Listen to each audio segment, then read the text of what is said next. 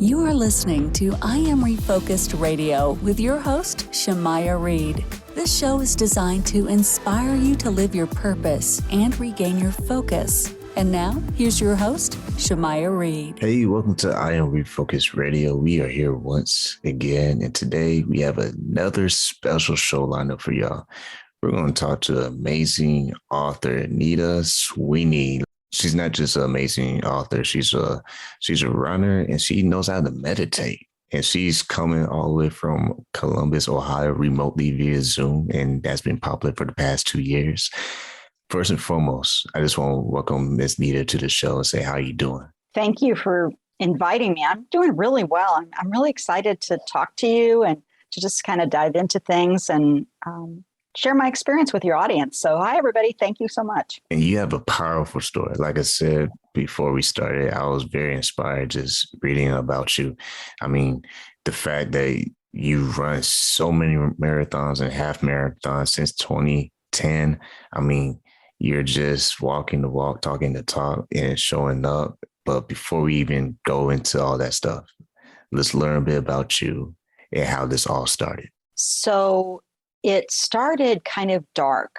I have had chronic depression most of my life. I'm bipolar, and due to a lot of different things, but mostly a year in which so many people I love died. It started with my niece, who's 24. At one point, my father-in-law died. My niece's cat died. And then in December of the same year, my mother died. And it completely took my feet out from under me. I don't know how else to say it. I was already not in a great place, and it drove me to despair. I wasn't really sure I still wanted to be here. And I was sitting on my sofa. There may have been bonbons. I'm not sure. I don't remember. But I was sitting there, and the social media post of a high school friend popped up, and she said, "Call me crazy, but this running is getting to be fun." And I had to read it twice because she was like me, not athletic. She was at least as large as I was at that time, a year older than me. And we weren't exactly spring chickens. I think I was 49. And I thought, what is she doing? So I watched her. And I watched her and I watched her. And I didn't, I'd comment on her posts, good for you, way to go, things like that. But never thought I would take up running. And then it just planted this seed. It planted this seed. And as my mood got worse, I kept thinking, I have to try something. I mean, I was already in therapy. I already had my meditation practice. I was on some medications. I had some community. I have a wonderful husband, a great family. And yet I was beyond miserable. I was empty and flat. And so one day I leashed up the dog kind of as a decoy, thinking maybe the neighbors would think I was just walking the dog. I didn't want any of them to think I was going to try running at my age, my size, my lack of ability, all of that thing. And we went down into this hidden ravine. And the plan that my friend had followed, it's called Couch to 5K. It's an interval training plan. And when I read it, the only thing I saw was 60 seconds of running. Now, it said a lot of other things, but that stuck in my mind. And I thought, if my friend can do this, I can do this. 60 seconds doesn't seem very long. So I set that timer for 60 seconds, and the dog and I jogged for 60 seconds. And that's not all we did. I mean, we walked and then we jogged a little more. But that became that step into the unknown, put me on this trajectory that ended up with me not only running all these races, but reducing the number of medications I take, having much more self-confidence, and eventually realizing my lifelong dream of having a book published, which I had tried to do repeatedly, unsuccessfully for years. So it felt like the missing piece, that movement. I'm a runner. I love running, but running's not for everybody. So that's kind of how it started. And I just think it's like this window for me. It was just this window, or maybe a door is a better analogy. I could have just watched the door open and close, but I was at a place in my life where I knew I needed a change, and I needed a big change. And so I walked through what seemed like an open door. And your book, the title right away, it just captured me. title is Depression Hates a Moving Target, How Running with My Dog Brought Me Back from the Brink. When I first heard that, I mean, there's a story within that, if you don't mind, share the audience, because you had an original title and then you had a slight change adjustment when you got with a publisher. Yes, the original title was 26 Point Freakin' 2.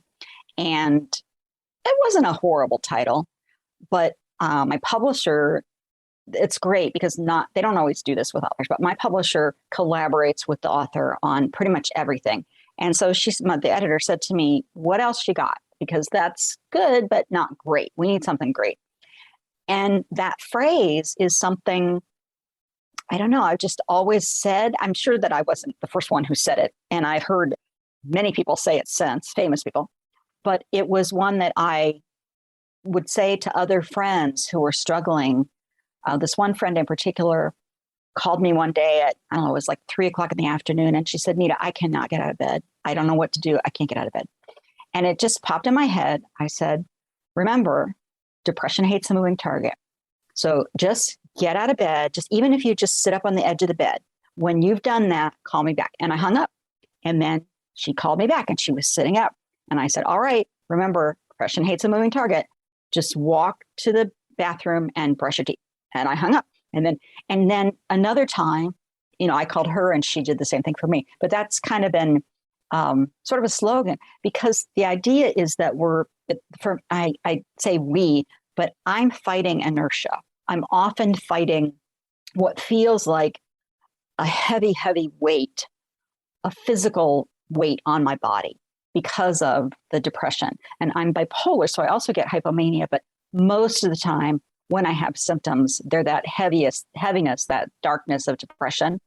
And the movement, whether it's just getting out of bed and going and brushing your teeth, or going outside and taking a walk, or lifting weights, or, that movement gets us out of the lethargy.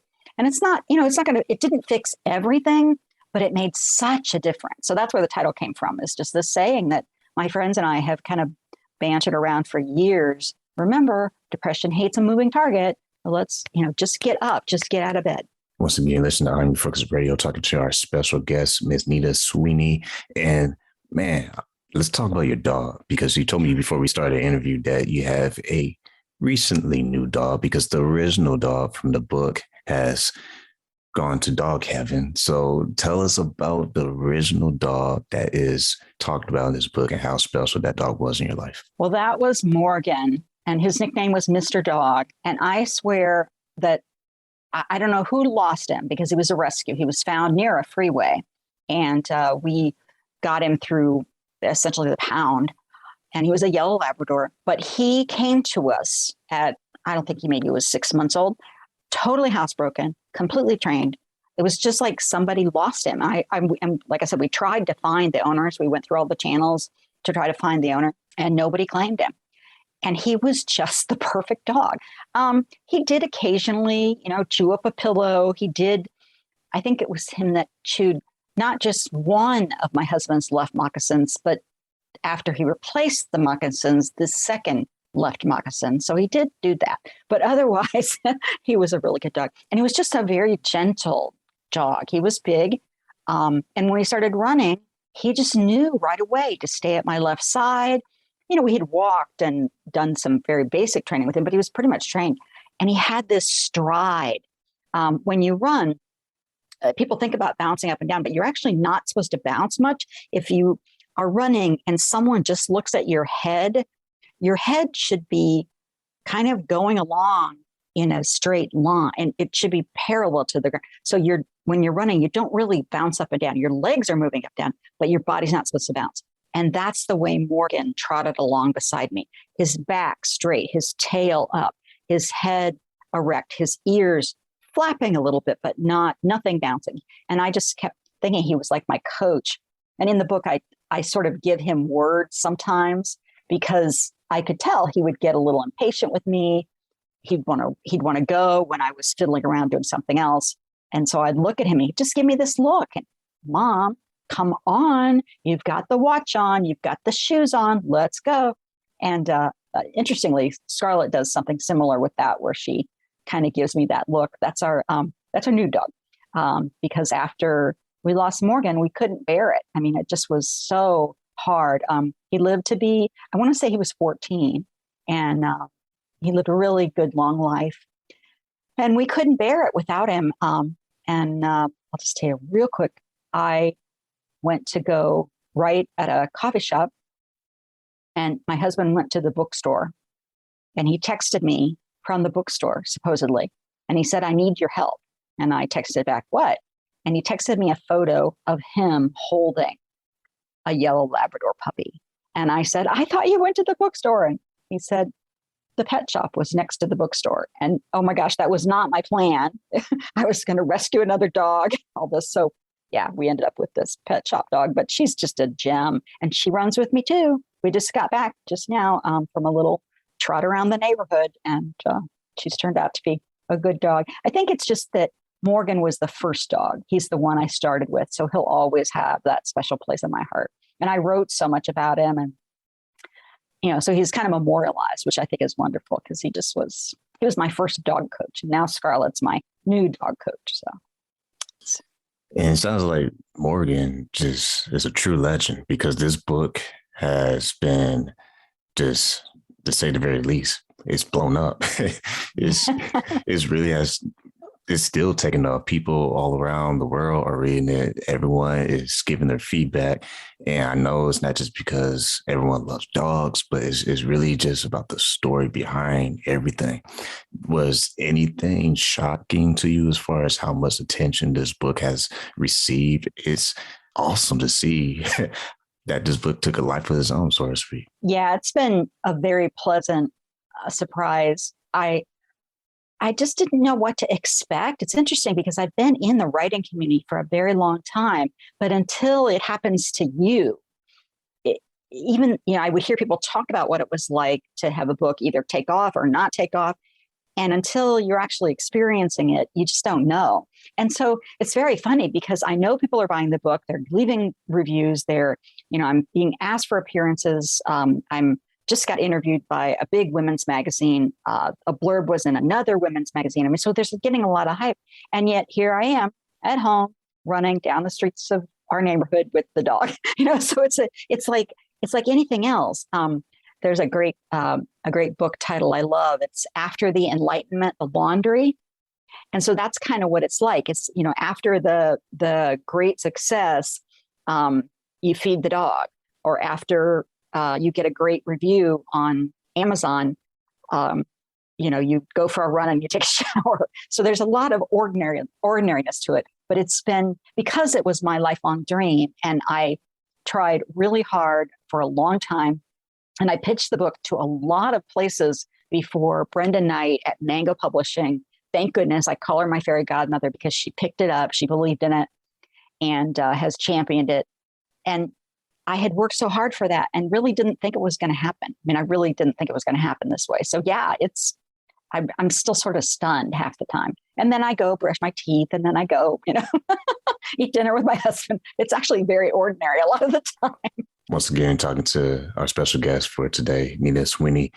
And after you do all that, I mean, you wrote another book. Why not? You can pre-order your book right now on your website, nitasweeney.com. The title of this book is Make Every Move a Meditation. Now, what inspired that book? Because I know you have more than 2 books written, but this particular book, what inspired that writing? Well, I have been meditating, doing mindfulness meditation practice for 25 years.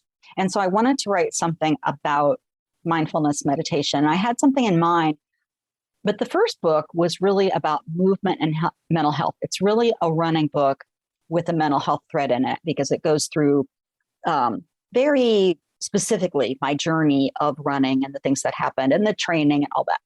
And so the publisher was concerned. I mean, this is what happens. They're concerned that all of a sudden I would start talking about mindfulness, which I talk about meditation in Depression, Anxiety, and Moving Target, but not at great length, not in detail. So they said, how can you, combine it? And the truth is, I meditate while I run.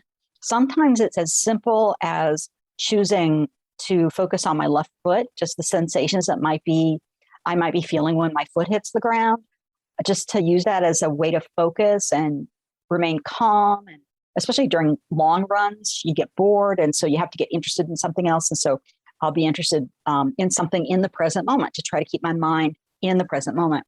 And so I said, well, what about if I explain in a book how I meditate while I move?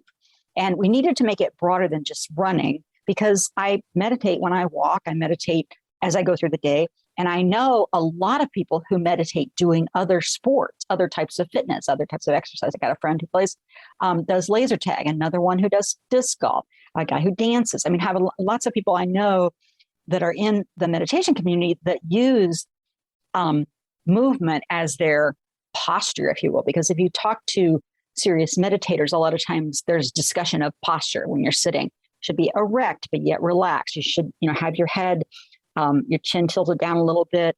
Sometimes you sit cross-legged or your feet flat on the floor if you're in a chair. That's a posture.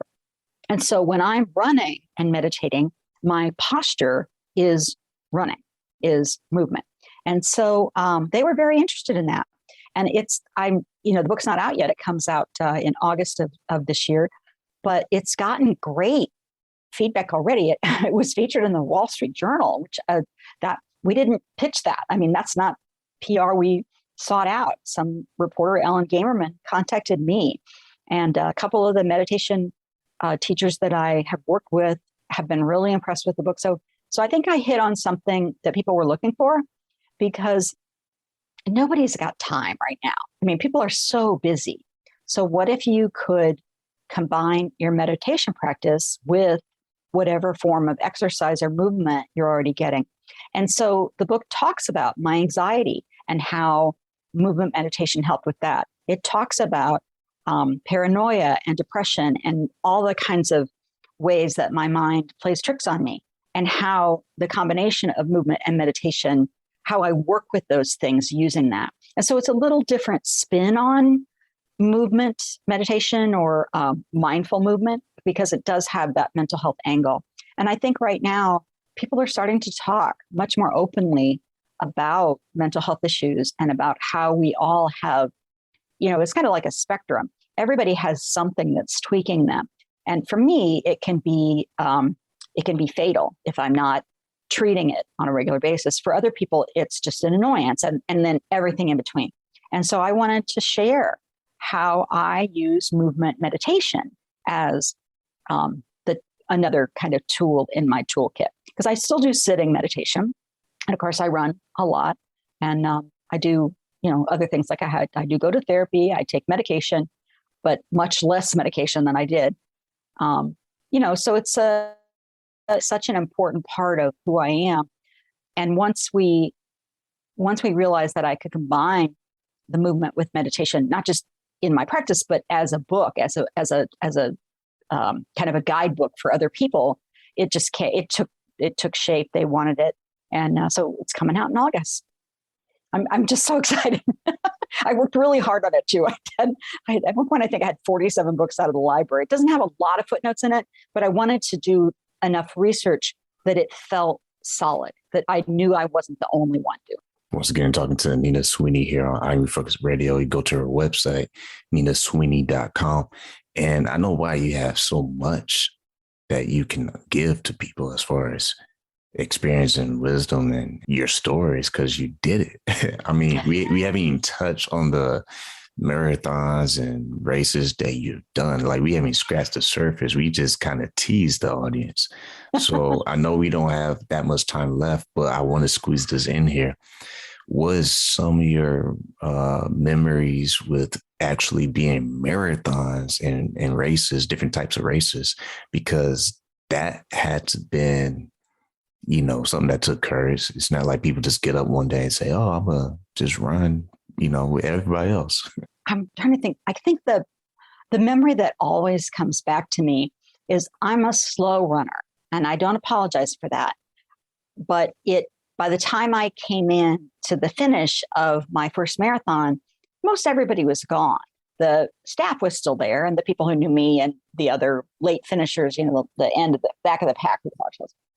So they let my husband into the finish corral, the finish chute, which they don't usually do. They don't usually let anybody in there. But because it was so late.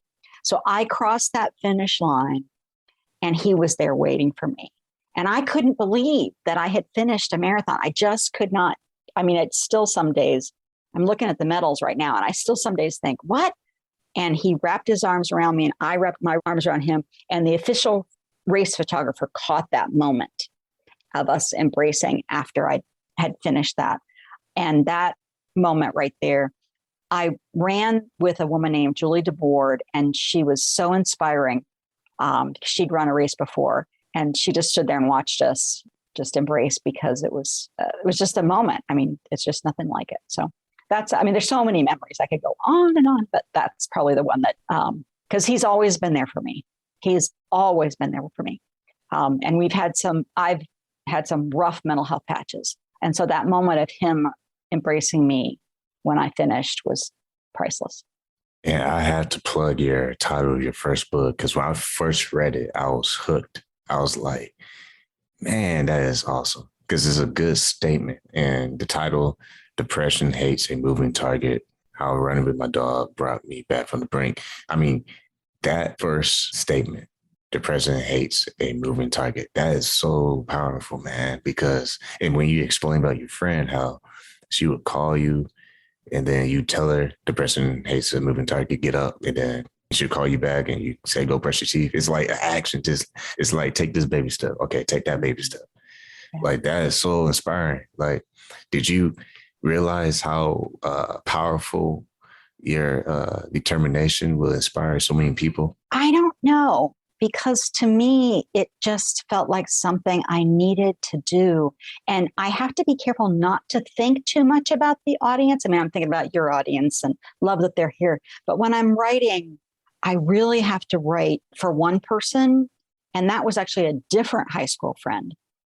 If I'd thought about all the people that would eventually read the book, I would have been so terrified I might not have put a word down.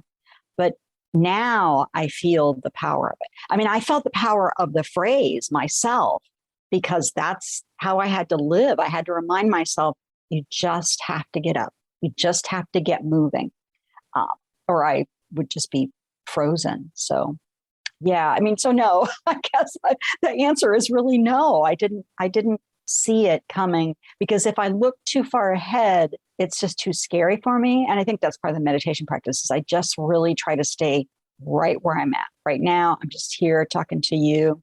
When I'm writing, there's just the page in front of me. If I'm doing a revision, then I am thinking about the audience, but I'm just in whatever page I'm working on. I just have to keep it really simple, or I scare myself to death. So, but thank you for acknowledging how well it has done, because it's wonderful to feel like I'm touching people's lives. It really is, to be able to call myself a mental health advocate, because that wasn't really in my vision, but that's definitely what has happened. And that's just fantastic. I mean, to be able to help people is amazing. I love what you just said moments ago, basically saying stay within the moment, like not looking too far ahead and not worrying about so many other things in front of you, but kind of worrying about what's on your plate at the very moment. That right there is like inspiring to hear, because we don't always think like that. You know, sometimes we get so busy, caught up in our careers or whatever, we just want to worry about every little detail for the next 20 years, but we can't control that. We can only control the moment that we have right now. So I just want to point that out, that was awesome what you just said. Once again, we've been talking to Nita Sweeney. Go to the website, nitasweeney.com. I believe you have like a newsletter that people can sign up for. You give like little inspirational things and updates. Tell us about that. Yes, I have two things. They'll both end up in the same place, but I have a free ebook called 3 Ways to Heal Your Mind, which you can download that if you want. Or I have Nita's News. So if you go on the website, you'll see the link at the top, Nita's News. And once a month, maybe twice a month, I curate other articles. I have blog posts, but it's just kind of uplifting information about what is helping me stay here and do the things I do. And, hopefully, so far it's been really well received. So would love for people to join that. But once again, I want to say thank you to you, Nita Sweeney, being on I'm You Focused Radio. Before we sign out officially, would you like to say anything to the audience? just do your best, have fun, finish up right, do your best. That's what I always say when people ask me for race advice. I just say, have fun, finish up right, because that's what it's all about. It's just be right here. And there's a lot of joy right here. Man, I like that. See, you're like a life coach that wasn't expected, So yeah, I didn't expect it. Like it's awesome. But once again, definitely inspired by your story. Like I told you in the green room before we started the interview, when I first saw this, I said, man, this is definitely something I want to talk about, because I love when people just beat the odds. And you made it look so easy too. I mean, geez. I know it wasn't easy, but I'm just saying you make it look so easy. Thank you very much. Thank you. I want to say thank you for taking time in your super busy schedule talking to I Am Refocus Radio today. Thank you so much for giving me the opportunity.